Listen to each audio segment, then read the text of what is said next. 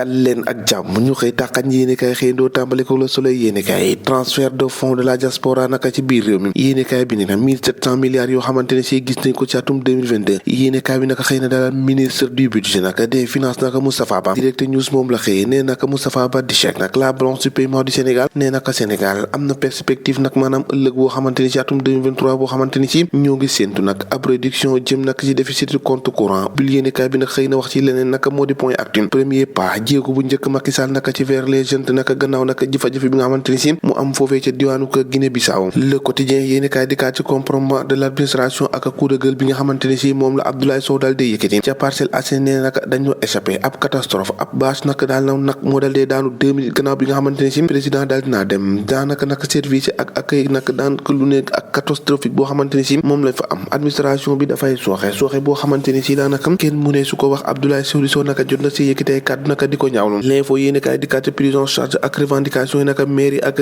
Macky Sall fi ñu toll nii taxaw nañ naka nar a amal ab guerre boo xamante ni si dina bëri lool ndax fi ñu toll nii seen revendication seenu càkkuteef lañ bëgg ku leen saafara naka ci lu am benn jafe-jafe Moustapha Niass ci yor yéene kaay Moustapha Niass AFP ak Benno de l'alliance à l'allégance Moustapha Niass nag nekkoon ab liiwaay fi ñu toll nii naka jébbalu dëgg la dem ci coalition Benno Bokk Yaakaar maître Ciré Clédor Ly Ayib Daffé ñoom nag dañu na éconduire quand la DGE continue de défier la justice yéene kaay bi ne fi ñu toll nii naka waa DGE ana lan lay doxal rek ndax boobu ak léegi dogal bi yoon dal dee jël ngir ñu dugalaat Ousmane Sonko ci liste yi ba noppi jox ko ay fiches de parrainage am ñu ngi ko koy gàntal yéenekaay bi ne fi ñu toll naka ak yelleefam ñu ngi wéy di ko salfaañe te loolee moom dafay bëgg a ëppi loxo Walfadjri yéenekaay ci la xëy nee na mandataire Sonko boobu fi ñu toll dañ koo delloowaat DGE naka def na ko fëlëng nee ana lan moo tax rek état boobu ak léegi naka di joué naka du muy gën a jëm si kanam au dilatoire yéenekaay bi fi ñu toll naka am na lu ñuy tere ne ndax daanaka boobu ak léegi mën nañu guñoo fexe rek ba jëfe li nga xamante ni si moom la yoon dal dee tëral Sud Quotidien fi ñu toll Sonko ba léegi naka mu ngi si lëndëm mu ngi si xiini mii nit koo xamante ni si dara leeragu ci ndax boobu ak léegi naka décision de justice boobee naka jëfeeguñu ko ndax mandataire am ba niki démb dañ ko éconduire moom ak ay avocat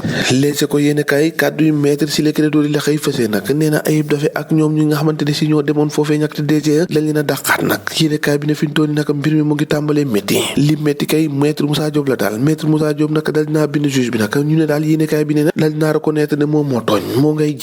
jéggalu tamit moom moomee sax mujjee naa déposé li nga xamante ni si moo di caution ngir bokk ci élection présidentielle yi ay maître Diop fooy jaar 2 minutes pour lire l'essentiel naka gën naata ci leneen te bari Barça wala Barsaq bi yéene kaay bi ne junneeg juróomi téeméeri sénégalais yoo xamante ni ba nëga ni kenn gisul leen nag booba ak léegi dañoo jëloon yoonu géej gi waaye nag seeni mbokk jaaxle nañu si jamono ji nag sëngéem nañu ndax booba ak léegi nag amuñu benn xibaar seeni doom yooyu nga xamante ni dañoo bàyyeekoon ci réew mi ngir dem ca tugal le défi di jàmmalaay à la une naka ci bés bi le jour nag investiture Amadou Ba contre celle de Macky Sall en 2011 yéene kaay bi moo ngay méngale ne discours Macky Sall 10 décembre 2011 Macky Sall ak juróomi junne emploi nag à l'épreuve le dilemme du candidat Amadou Ba fi mu toll ne Amadou Ba nag moom moo tegu naka ci leneen naka moo di libération nouvelle saisine naka record boo xamante ni si recherche brigade recherche bu Kër Massar téye na ko 8,16 milliards yoo xamante ni si lépp ay faux billets lañ jàpp nañ ko ci diggante avril ak décembre ci Sénégal ak faux billets yi ci boobee jamono grand place naka xëy na teg ci place bi naka les 300 milliards yi perte yi nga xamante ni moom la ñu nar a am ci campagne agricole bi nga xamante si ñooñu dem loolu tax nag yéenekaay bi ne fi ñu toll ni baykat yi ñoo ngi ci xëy ni mii ñoo ngi ci guddi goo xamante ni bët setagul ndax boobu ak léegi nag seenu ëllëg ak seenu production bi naka kenn waxagul ci dara ndax njëg li nga xamante ni si moom la état bi dal dee teg dafa tuuti ñoom nag nee nañu loolee moom ànduñu ca dem ci yeneen i bërëb sax jaaye ci seen production bi moo leen gënal fuuf suñu lamb yéene kaay wax ci tàggat yaram ak choc dimanche bi nga xamante ni moom la ñu war a amal open press mercredi ak alxames Caaroy ak Mbuur ñoo ngi xaarandi diggante Reug-Reug ak Bombardier yéene kaay bi ne combat la boo xamante ni si combat bu nar a neex la ndax l'expérience face à la jeunesse lañu nar a am Bombardier bëgg nag wan gone ne desañ na bu léegi moom Reug-Reug rek bëgg fi ñu toll nii wan ne nag am na place ci lamb ji bëgg a éliminer mag ñi ñoo ko déggandoo jàngeen jëf ba ëllëg